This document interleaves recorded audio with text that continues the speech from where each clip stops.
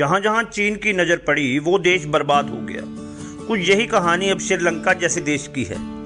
चीन से कर्ज लेना कितना भारी पड़ सकता है ये श्रीलंका को शायद अब समझ आ रहा होगा। पहले से ही कोरोना महामारी से टूट चुके श्रीलंका में अब महंगाई ने सारे रिकॉर्ड तोड़ दिए हैं। खाने पीने की चीजें भयानक तौर पर महंगी हो गई हैं। सरकारी खजाना तेजी से खाली हो गया है। भूखमरी, महंगाई, कालाबाजारी और वस्तुओं की किल्लत की वजह से श्रीलंका दिवालिया होने की कगार पर है। साल 2020 में ह्यूमन डेवलपमेंट इंडेक्स के मामले में भारत 645 अंकों के साथ 131वें स्थान पर, तो श्रीलंका 782 अंकों के साथ 72वें स्थान पर था। यानी 189 देशों की सूची में श्रीलंका भारत से बहुत ऊपर था। उसकी प्रति व्यक्ति आय भी भारत से कहीं ज़्यादा थी। ऐसे में केवल 2 से 3 सालों में ऐसा क्या हुआ कि श्रीलंका तबाही के कगार पर आ गया। जानकार बताते हैं कि श्रीलंका ने अपनी बर्बादी की कहानी स्वयं अपने हाथों से लिखी है और इसके लिए किसी दूसरे को दोष नहीं दिया जा सकता। श्रीलंका सरकार ने आर्थिक नीतियां लागू करते समय जमीनी वास्तविकताओं को ध्यान में नहीं रखा। भावनाओं में बहकर केवल आदर्श की बात करने के कारण पड़ोसी देश की बर्बादी हुई है। सरकार ने फैसला लिया कि श्रीलंका केवल ऑर्गेनिक खेती करने वाला दुनिया का पहला देश होगा। इस आदर्श को प्राप्त करने के लिए सरकार ने रासायनिक उर्वरकों के आयात पर पूर्णतः प्रतिबंध लगा दिया। इससे उत्पादन में भारी कमी हो गई और किसानों को भारी नुकसान हुआ। ऑर्गेनिक खेती शुरू करने से पहले 3 साल तक उत्पादन में कमी आती है। बाद में पर्याप्त ऑर्गेनिक खाद डालने के बाद उत्पादन सुधरता है और इसका लाभ होता है।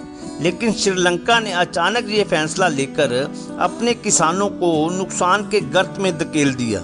इससे चाय और अन्य कृषि वस्तुओं के निर्यात पर टिकी श्रीलंका की अर्थव्यवस्था को भारी नुकसान हुआ। इसके अलावा श्रीलंका में अलग अलग मंदों पर पहले अलग अलग टैक्स व्यवस्था लागू थी।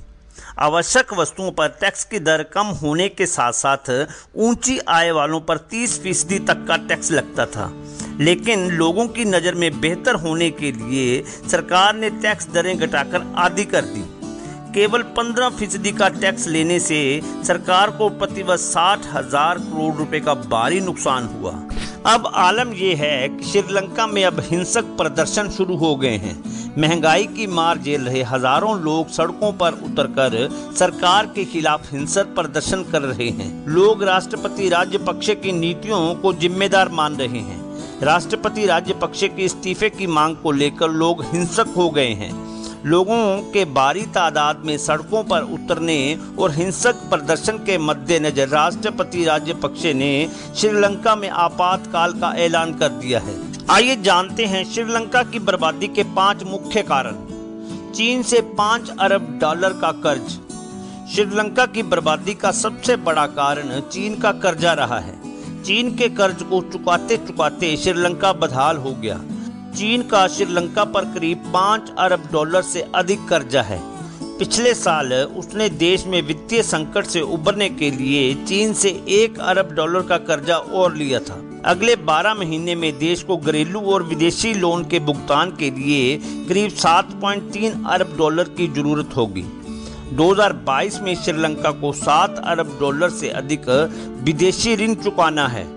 श्रीलंका को बड़े कर्ज चुकाने के लिए छोटे छोटे कर्ज लेने पड़ रहे हैं। इसके कारण अब श्रीलंका ने कई देशों को अपनी परियोजनाओं को लीज पर देने का विचार किया है।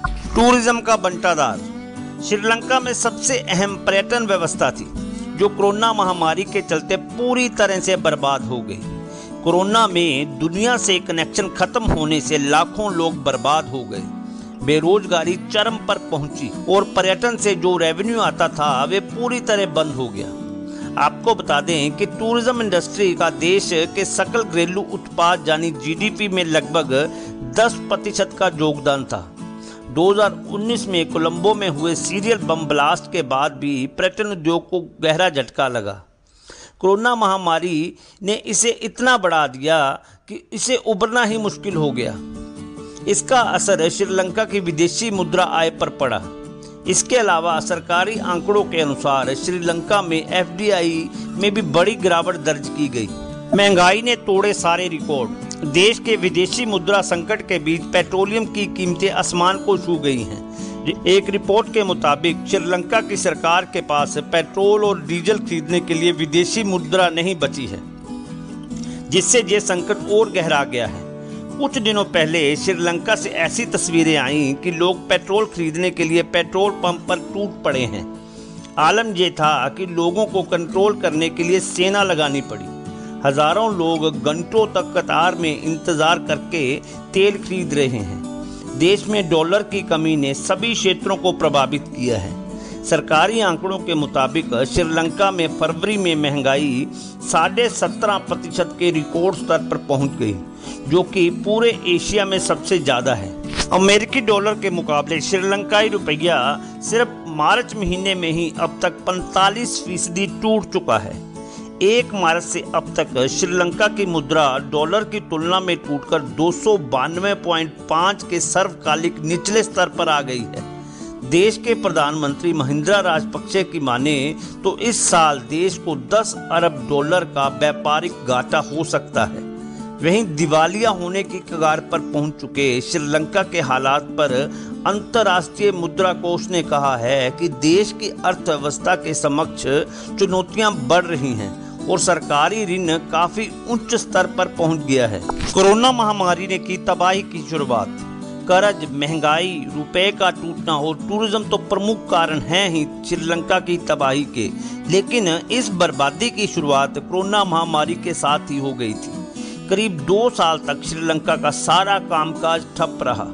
ऐसे में पर्यटन सबसे पहले तबाह हुआ।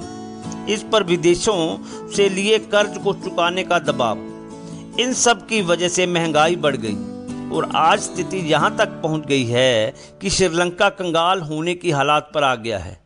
अब यहाँ कालाबाजारी, भूखमरी, मारामारी चरम पर है। श्रीलंका में महंगाई की आग की बात करें तो चावल 500 रुपये किलो, चीनी 290 रुपये प्रति किलो, मिर्च 710 रुपये प्रति किलो, आलू 200 रुपये किलो, 1 कप चाय 100 रुपये, 1 ब्रेड का पैकेट 150 रुपये, दूध का पाउडर 1975 रुपये किलो, पेट्रोल 254 रुपये लीटर, डीजल 176 रुपये लीटर, एलपीजी का एक सिलेंडर 4119 रुपये। अब आलम यह है कि श्रीलंका के राष्ट्रपति गोटबाया राजपक्षे के इस्तीफे की मांग करते हुए सैकड़ों प्रदर्शनकारी उनके आवास के बाहर एकत्रित हुए, जिसके बाद 45 लोगों को गिरफ्तार कर लिया गया और कोलंबो शहर के ज़्यादातर इलाकों में कुछ देर के लिए कर्फ्यू लागू कर दिया गया। जनता को दिन में 13 घंटे तक बिजली कटौती से जूझना पड़ रहा है। प्रदर्शनकारी राज्यपक्षे सरकार के इस्तीफे की मांग कर रहे हैं। अगर आपको वीडियो में दी गई जानकारियां पसंद आई हों तो वीडियो को लाइक करें, शेयर करें और चैनल को सब्सक्राइब करें और बेल आइकन दबाएं ताकि मेरा हर वीडियो आपको डायरेक्ट मिले। जय हिंद।